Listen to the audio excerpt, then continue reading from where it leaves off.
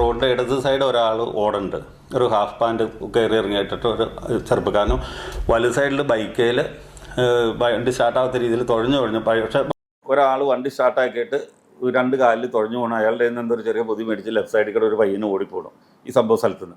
ബാലഭാസ്കറിന്റെ മരണവുമായി ബന്ധപ്പെട്ട് കലാഭവൻ ശോഭി വർഷങ്ങൾക്ക് മുമ്പ് ഒരു വാർത്താ ചാനലിൽ വന്നിരുന്ന് കുറച്ച് കാര്യങ്ങൾ സംസാരിക്കുന്നത് ഇന്നലെ എൻ്റെ ശ്രദ്ധയിൽപ്പെട്ടു. എൻ്റെ ശ്രദ്ധയിൽ അത് പെടാൻ കാരണം ഈ അടുത്തായിട്ട് കലാഭവൻ ശോഭി കുറച്ച് ഓൺലൈൻ മീഡിയ ചാനൽസിലൊക്കെ വന്നിരുന്ന് പുള്ളി അന്ന് നടന്ന കാര്യങ്ങളൊക്കെ വിവരിക്കുന്നത് നിങ്ങൾ എല്ലാവരും കണ്ടിട്ടുണ്ടായിരിക്കും.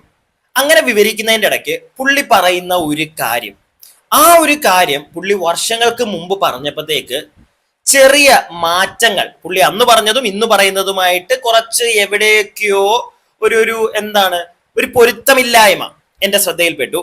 അതപ്പോൾ നിങ്ങളുമായിട്ടൊന്ന് ഷെയർ ചെയ്യാമെന്ന് വിചാരിച്ചു. അതോടൊപ്പം തന്നെ ഞാൻ ആദ്യമേ ഒരു കാര്യം പറയട്ടെ, ഞാനിവിടെ ആരെയും താഴ്ത്തിക്കെട്ടാനോ അങ്ങനെയുള്ള ഒരു പരിപാടിക്കുമല്ല നിൽക്കുന്നത്. നേരെ മറിച്ച് ഈ ഒരു പ്രശ്നത്തിന്റെ, ഈ ഒരു ബാലഭാസ്കർ വിഷയമായി വർഷങ്ങളായല്ലോ ഈ കേസ് തെളിയാതെ ഇങ്ങനെ മുന്നോട്ട് പൊക്കോണ്ടേയിരിക്കുന്നു. ഒന്ന് CBI മറ്റേ കോടതിയിൽ കൊണ്ടുവന്ന് അവരുടെ അന്വേഷണ റിപ്പോർട്ടൊക്കെ കൊടുത്തതിന് ശേഷം പിന്നെയും ഇപ്പോൾ എങ്ങും എത്തിയിട്ടില്ല. പ്രോപ്പറായിട്ട് പറഞ്ഞു കഴിഞ്ഞാൽ എങ്ങും എത്താതെ സംശയങ്ങൾ ഒരുപാടാണ് എനിക്കും നിങ്ങൾക്കുമൊക്കെ. അപ്പൊ ഇതിന്റെ ചുരുളൊന്ന് അഴിക്കാൻ പറ്റുമോ ചെറുതായിട്ടെങ്കിലും? ഒന്നുമില്ലെങ്കിൽ ഇതിനകത്ത് കുറെ സാക്ഷികൾ വന്ന് കുറെ സാക്ഷി മൊഴികൾ കൊടുത്തിട്ടില്ലേ, ഇവന്മാരൊക്കെ പറയുന്നതിനകത്തൊക്കെ എന്തെങ്കിലുമൊക്കെ സത്യാവസ്ഥ ഉണ്ടോ എന്നൊന്ന് അന്വേഷിച്ചു പോകാമെന്ന് ഞാനും തീരുമാനിച്ചു. അങ്ങനെയാണ് ഞാൻ കുറച്ചും കൂടി ഡീറ്റെയിൽ ആയിട്ടൊന്ന് അന്വേഷിച്ചു കൊണ്ടിരിക്കുന്നത്. അപ്പൊ എന്തായാലും നിങ്ങൾ ഈ ഒരു വാർത്ത വർഷങ്ങൾക്ക് മുമ്പ് ശോഭി പറഞ്ഞ ആ ഒരു കാര്യം നിങ്ങൾ ശ്രദ്ധിക്കുക. ഞാൻ ഇന്ന് കാണിക്കുന്ന ഓരോ ക്ലിപ്പും വളരെ വ്യക്തമായിട്ട് നിങ്ങളൊന്ന് ശ്രദ്ധിക്കണം.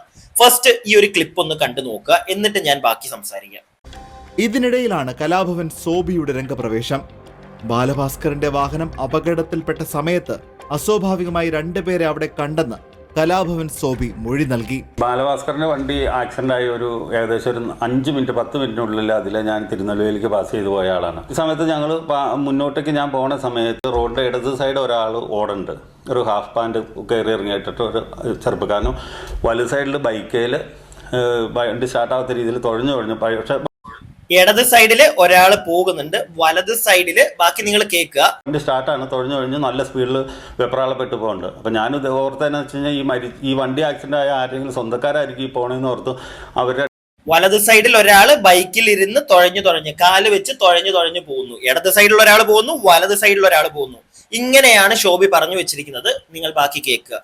എത്തുമ്പോൾ അവരെ കയറ്റാന്ന് ഓർത്തുകൊണ്ട് മുന്നോട്ട് പോകുമ്പോൾ ഇവർ ഫ്രണ്ടിൽ പോകുന്ന ഒരു വണ്ടികൾക്കും കൈ കാണിക്കണില്ല. പക്ഷെ ഞാൻ അടുത്ത് വന്നിട്ട് ഓൺ അടിച്ച് തിരിഞ്ഞു നോക്കിയിട്ടും അവർ നമ്മളെ ആരെയും ശ്രദ്ധിക്കാണ്ട് മുന്നോട്ട് പോവാണ്. അങ്ങനെ ഞാൻ നേരെ പോയി കഴക്കൂട്ടത്ത് നിന്നപ്പോഴാണ് അറിയണേ ബാലഭാസ്കറിൻ്റെ വണ്ടിയാണ് ആക്സിഡൻ്റ് ആയെന്ന് അറിയണത്. അങ്ങനെ ഞാൻ പ്രകാശ് തമ്പിനെ വിളിച്ചു കഴിഞ്ഞിട്ട് ഞാൻ ഈ കാര്യങ്ങൾ പുള്ളിയോട് പറയുമ്പോൾ പുള്ളി അതൊരു നമ്മൾ പറഞ്ഞ കാര്യങ്ങളൊരു സത്യമാണെന്നോ അല്ലെങ്കിൽ നമ്മൾ പറഞ്ഞ കാര്യങ്ങൾക്ക് എന്തെങ്കിലും സത്യസന്ധത ഉണ്ടെന്നോ ഒന്നും പുള്ളി പറയേണ്ട. അതിനെ എഗനസ്റ്റായിട്ട് പുള്ളി അന്ന് സംസാരിച്ചുകൊണ്ടിരുന്നത്. ഓക്കെ, പ്രകാശൻ തമ്പിയെ ഞാൻ ഇതിനകത്തേക്ക് വലിച്ചഴക്കുന്നില്ല. ഇപ്പോൾ നേരെ മറിച്ച് ശോഭിച്ചേട്ടൻ പറഞ്ഞത് നിങ്ങൾ ശ്രദ്ധിച്ചല്ലോ. ഇടത് സൈഡിൽ ഒരാള്, വലത് സൈഡിൽ ഒരാള് ബൈക്കിൽ. ഈ ഒരു കാര്യം പുള്ളി പറയുന്നുണ്ട്. ഇനി പുള്ളി കഴിഞ്ഞ ദിവസം ഒരു ഓൺലൈൻ മാധ്യമത്തിൽ വന്നിരുന്ന് സംസാരിക്കുമ്പോൾ പുള്ളി പറയുന്ന ഒരു കാര്യമുണ്ട്. ഇതും കൂടെ നിങ്ങൾ വളരെ വ്യക്തമായിട്ടൊന്ന് ശ്രദ്ധിക്കുക. അതൊക്കെ അന്ന് ആ സമയത്ത് ഞാൻ ക്രൈംബ്രാഞ്ചുകാരോട് പറഞ്ഞ അന്വേഷിച്ച് എന്തെങ്കിലും കിട്ടുമായിരുന്നു ആ സമയത്ത്. അങ്ങനെ ചെല്ലുമ്പോഴാണ് ഈ സംഭവങ്ങൾ കാണുന്നത്. അപ്പൊ അത് കഴിഞ്ഞിട്ട് മുന്നോട്ട് പോകാൻ പറ്റണല്ലോ, വണ്ടി ഇങ്ങനെ ബ്ലോക്ക് കണക്ക് പോവുക. അങ്ങനെ നിൽക്കുമ്പോഴത്തേനും ഒരു ആംബുലൻസിന്റെ സൗണ്ട് കേൾക്കുക തിരുവനന്തപുരം സൈഡിൽ നിന്ന്. ഈ പോണ സമയത്താണ് ഞാൻ റൈറ്റ് സൈഡിലേക്ക് നോക്കുമ്പോൾ ഒരാൾ വണ്ടി സ്റ്റാർട്ടാക്കിയിട്ട് രണ്ട് കാലിൽ തുഴഞ്ഞു പോകണം. അയാളുടെ എന്തൊരു ചെറിയ പൊതി മേടിച്ച് ലെഫ്റ്റ് സൈഡിൽ കൂടെ ഒരു പയ്യന് ഓടിപ്പോകണം ഈ സംഭവ സ്ഥലത്ത് നിന്ന്. ഈ അപകടം കണ്ട് വണ്ടി കിടന്നു എന്ന് പറഞ്ഞ സ്ഥലത്ത്. അപ്പൊ എനിക്ക് മുന്നോട്ടേക്ക് പോകാനും ഒരു വർഷങ്ങൾക്ക് മുമ്പ്, അതായത് ഈ ഒരു അപകടം നടന്ന ആ ഒരു സമയത്ത് മാധ്യമങ്ങളിൽ വന്ന് സംസാരിക്കുമ്പോൾ ഈ പൊതിയുടെ കാര്യം നമ്മുടെ അണ്ണൻ പറയുന്നത് കേൾക്കുന്നില്ലല്ലോ. കലാഭവൻ ശോഭിച്ചേട്ടൻ അന്ന് പറഞ്ഞപ്പോഴത്തേക്ക് ഒരാൾ ഇപ്പുറത്തൂടെ പോകുന്നു, മറ്റൊരാൾ അപ്പുറത്തൂടെ പോകുന്നു, ബൈക്കിലിരുന്ന് കാല് വെച്ച് തുഴഞ്ഞു പോകുന്നു. ഇങ്ങനെയാണ് അന്ന് പറഞ്ഞത്. ഇന്ന് വന്ന് പറയുമ്പോഴത്തേക്ക് എന്തോ പൊതി മേടിച്ചുകൊണ്ട് പോകുന്ന കണ്ടു എന്നുകൂടെ പറയുന്നുണ്ട്. അതെങ്ങനെയാ ചേട്ടാ? കാരണം അന്നായിരുന്നു ചേട്ടൻ പറഞ്ഞത് ഈ പൊതിയുടെ കേസ്. ഇപ്പൊ ചേട്ടൻ അത് പറഞ്ഞില്ല എങ്കിൽ നമുക്ക് മനസ്സിലാക്കാം വർഷങ്ങൾ ഇത്രയായി, ചേട്ടൻ മറന്നുപോയി എന്ന് നമുക്ക് മനസ്സിലാക്കാം. പക്ഷെ ഇത് അന്ന് പറയാത്ത കാര്യം ഇന്ന് വരുമ്പോ പറയുന്നു. അന്ന് ഓർക്കാത്ത കാര്യം ഇത്രയും വർഷങ്ങൾക്ക് ശേഷം ചേട്ടൻ എങ്ങനെ ഓർക്കുന്നു? അല്ലെങ്കിൽ എങ്ങനെ ഇങ്ങനെ പുതുതായി ഓരോന്നിങ്ങനെ പൊട്ടിമുളച്ചു വരുന്നു ചേട്ടാ? എന്റെ ഒരു കുഞ്ഞു സംശയമാണ്. നമുക്ക് ആർക്ക് വേണമെങ്കിലും തെറ്റ് പറ്റാം. നമ്മളിപ്പോ പറയുന്ന കാര്യം ചിലപ്പോൾ ഒരു 3-4 വർഷം കഴിഞ്ഞ് പറയുമ്പോൾ ചിലപ്പോൾ അതിനകത്ത് ചില മാറ്റങ്ങളൊക്കെ വരും. ഇല്ലാന്നൊന്നും ഞാൻ പറയുന്നില്ല, തർക്കിക്കുന്നുമില്ല, മാറ്റങ്ങൾ വരാം. പക്ഷെ എങ്കിൽ പോലും എന്ന് വെച്ച് ഞാനിത് പറയാൻ ഒരു കാര്യം എന്താന്ന് വെച്ച് കഴിഞ്ഞാൽ, നമ്മുടെ ഈ ഒരു സോബിച്ചേട്ടന്റെ എന്താണ് അതിന് പറയുന്നത്, ഈ നുണപരിശോധന അത് നടന്നപ്പോഴത്തേക്ക് ഒരു നെഗറ്റീവ് റിപ്പോർട്ടായിരുന്നു വന്നിരുന്നത്. അന്ന് സോബിച്ചേട്ടൻ പറഞ്ഞിരുന്ന അതിനകത്തൊക്കെ എന്തൊക്കെയോ കള്ളത്തരമുണ്ട്, മറ്റേ മൈൻഡ് മാപ്പിംഗ് ചെയ്യണം എന്നൊക്കെ സോബിച്ചേട്ടൻ പറഞ്ഞിരുന്നു. അതൊക്കെ കേട്ടപ്പോൾ ഞാനും വിചാരിച്ചു, ഇയാൾ ഇത്രയും നല്ലൊരു മനുഷ്യനായതുകൊണ്ടല്ലേ ഇയാൾ ഇത് പറഞ്ഞത്, ഇല്ലെങ്കിൽ ചുമ്മാ ഒരാൾ പറയുവോ? അതിനകത്തൊരു പോയിന്റ് ഉണ്ട് കേട്ടോ. വേറൊരാളും അങ്ങനെ വന്നിട്ട് പറയത്തൊന്നുമില്ല, മൈൻഡ് മാപ്പിംഗ് ചെയ്തോളൂ, ലൈവായിട്ട് ചെയ്തോളൂ. അയാളുടെ ഭാഗത്ത് കള്ളത്തരം ഉണ്ടെങ്കിൽ ഒരാൾക്കും ചിലപ്പോ അങ്ങനെ പറയാൻ പറ്റില്ല. പിന്നെയും അതിബുദ്ധിമാന്മാര് വേണമെങ്കിൽ ആ പരിപാടി കാണിക്കും, കള്ളത്തരം കാണിച്ചിട്ടും ചെയ്തോ, മൈൻഡ് മാപ്പിംഗ് ചെയ്തോ എന്നൊക്കെ പറഞ്ഞിരിക്കുന്നവന്മാരും കാണും. പക്ഷെ പുള്ളിയുടെ കാര്യത്തിൽ എനിക്ക് അങ്ങനെ തോന്നിയിട്ടില്ല. എന്നാൽ പോലും ഈ ഒരു കേസ് വന്നപ്പോ ഇതുപോലെ തന്നെ കുറച്ചധികം കാര്യങ്ങളുണ്ട്. ഓരോ സമയത്തും പുള്ളി പറയുന്നതിനകത്തൊക്കെ അവിടെ ഇവിടെയും തൊക്കും തൊടുക്കും ഒക്കെ ചെറിയ ചെറിയ മാറ്റങ്ങളുണ്ട്. നിങ്ങൾ പറയുക, ഞാൻ ഈ പറഞ്ഞത് നിങ്ങൾക്ക് എത്ര പേർക്ക് അത് മനസ്സിലാകുമെന്ന് എനിക്കറിയില്ല. എനിക്ക് ഇങ്ങനെ ഒരു സംശയം തോന്നി. ചിലപ്പോ ഞാനിപ്പോ രണ്ടാമത് പറഞ്ഞല്ലോ, ആർക്കാണെങ്കിലും ചിലപ്പോ ചെറിയ നമ്മൾ സംസാരിക്കുമ്പോൾ മാറ്റങ്ങൾ വരെ. ഇനി അതുകൊണ്ട് മാത്രമാണോ, അറിയാതെ മാറിപ്പോയതാണോ, ഒരു പെശകാണോ, അതോ ഇനി അറിഞ്ഞുകൊണ്ട് എന്തെങ്കിലും പണി മാറിപ്പോയതാണോ? ഒരു സംശയം. അന്ന് പറഞ്ഞതും ഇന്ന് പറയുന്നതും കേൾക്കുമ്പോഴത്തേക്ക് എവിടെയൊക്കെയോ കയ്യിൽ നിന്നൊക്കെ ഇട്ട് കുറച്ച് കാര്യങ്ങൾ കൂട്ടിയും കുറച്ചും. അത് മാത്രമല്ല, ഞാനത് പറയുന്നത് ഈ ഒരു നുണപരിശോധന ഒരു കേസും കൂടെ ഉണ്ട്, അതും പോട്ടെ. അത് കൂടാതെ സാക്ഷികൾ, പല സാക്ഷികളും പലത് പറയുന്നു. ആരെ വിശ്വസിക്കണം എന്നറിയാതെ നമ്മൾ കൺഫ്യൂഷൻ അടിച്ചിരിക്കുകയല്ലേ. വർഷങ്ങൾക്ക് മുമ്പ് ഒരു സാക്ഷി പറഞ്ഞൊരു കാര്യം കൂടെ ഞാൻ നിങ്ങൾക്ക് ഇവിടെ ഒന്ന് കേൾപ്പിച്ചു തരാം. ആ ഒരു KSRTC ഡ്രൈവർ ഉണ്ടല്ലോ, അവന്റെ ഡയലോഗാണ്. എന്തായാലും നിങ്ങൾ ഇതും കൂടെ ഒന്ന് കേൾക്കും, എന്നിട്ട് ഞാൻ കുറച്ച് കാര്യം സംസാരിക്കാം. ഇടത് സൈഡിലുള്ള ഗ്ലാസ്സിൽ കൂടി ഞാൻ നോക്കിയപ്പോൾ കാണാം, ഡ്രൈവർ സീറ്റിൽ ഇരുന്നു കൊണ്ട് ഒരാൾ തലയിട്ട് വെട്ടുന്നുണ്ട്. എന്നോട് ആവശ്യപ്പെടുകയാണ്, ഇടത് സൈഡ് ഡോറ് തുറക്കാൻ വേണ്ടി എന്നോട് ആവശ്യപ്പെടുകയാണ്. ഞാൻ ഡോറിൻ്റെ ലോക്കിൽ പിടിച്ചപ്പോൾ ഡോറ് എല്ലാം ലോക്കാണ്. ഇടത് സൈഡിലെ ഗ്ലാസ്സിലൂടെ പുള്ളി നോക്കിയപ്പം ഡ്രൈവിംഗ് സീറ്റിലിരിക്കുന്ന ആള് പുള്ളിയോട് പറഞ്ഞു ഇടത് സൈഡിലെ ഡോറ് തുറക്കാൻ. അതായത് ഡ്രൈവർ ഇരിക്കുന്ന സൈഡിലെ അല്ല, ഇടത് സൈഡിലെ ഡോറ് തുറക്കാൻ പറഞ്ഞു എന്നാണ് ഈ ഡ്രൈവർ ചേട്ടൻ പറയുന്നത്. ബാക്കി ഞാൻ വീണ്ടും അകത്തോട്ട് ശ്രദ്ധിച്ച് നോക്കിയ സമയത്ത് ഗിയർ ലിവറിൻ്റെ ഇടയ്ക്ക് ഒരു കൊച്ചു കുട്ടി കിടപ്പുണ്ട്, ചരിഞ്ഞ് കിടപ്പുണ്ട്. ആ കുട്ടിയുടെ മൂക്കിൽ നിന്ന് ബ്ലഡ് ചെറുതായിട്ട് വരാൻ തുടങ്ങിയിട്ടുണ്ട്. ഇടത് സൈഡ് സീറ്റിൽ നോക്കിയപ്പോൾ ഒരു സ്ത്രീ കിടപ്പുണ്ട്.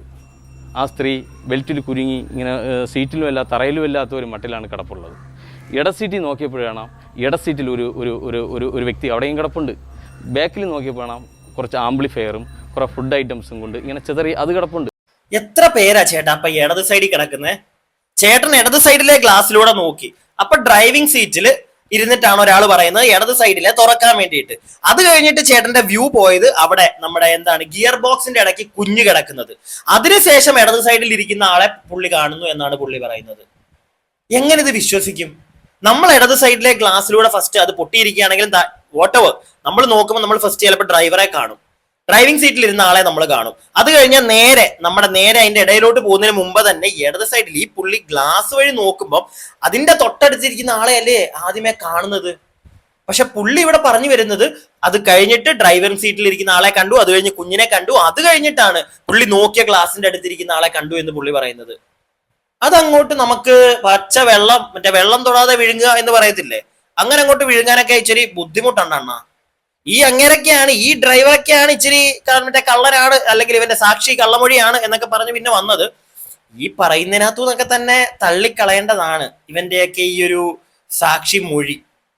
കാരണം അത് കഴിഞ്ഞിട്ടുള്ള ബാക്കി പുള്ളി പറയുന്നത് നിങ്ങൾ കേട്ടോ. ബാക്കിലുണ്ടായിരുന്ന ബാലഭാസ്കറിനെ അവൻ കാണുന്നതിന് മുന്നേ അവിടെ കിടന്ന ആംപ്ലിഫയറും ഫുഡ് ഐറ്റംസിലേക്കും ഒക്കെയാണ് അവന്റെ കണ്ണുപോയെന്ന് അവൻ പറയുന്നത്. കേക്കൂ. ബാക്ക് ഡോറിൻ്റെ ഗ്ലാസ് നോക്കിയപ്പോൾ ചെറുതായിട്ട് പൊട്ടിയിട്ടുണ്ട്. അല്ലാതെ ഒരു ഡോറോ ഒരു ഗ്ലാസ്സോ ഒന്നും ഓപ്പൺ അല്ല, എല്ലാം ലോക്കാണ്. എനിക്കറിയാം ഇവർ ഓക്സിജൻ ഇല്ലാതെ കിടപ്പുണ്ട് ഇതിനകത്ത്, എത്രയും പെട്ടെന്ന് ഇവരെ പുറത്തെടുക്കണം. ഞാൻ വീണ്ടും നോക്കിയപ്പോഴാണ് ഒരു മാരുതി 800 അവിടെ കടന്നു വന്നു. ഈ മാരുതി 800 വാഹനത്തിനെ ഞാൻ കൈ കാണിച്ച് നിർത്തിയാണ്. അതിൽ നിന്ന് വീൽ സ്പെൻഡർ വാങ്ങിയാണ് ഞാൻ ആ ഇനോവ കാറിൻ്റെ ഇടത് സൈഡിലുള്ള ഗ്ലാസ്സിനെ അടിച്ച് പൊട്ടിക്കാൻ ശ്രമിക്കുന്നത്. ഓക്കെ, മാരുതി 800-ൽ നിന്ന് ടൂൾ എടുത്താണ് അവൻ അടിച്ച് പൊട്ടിച്ചതെന്ന് പറയുന്നുണ്ട്.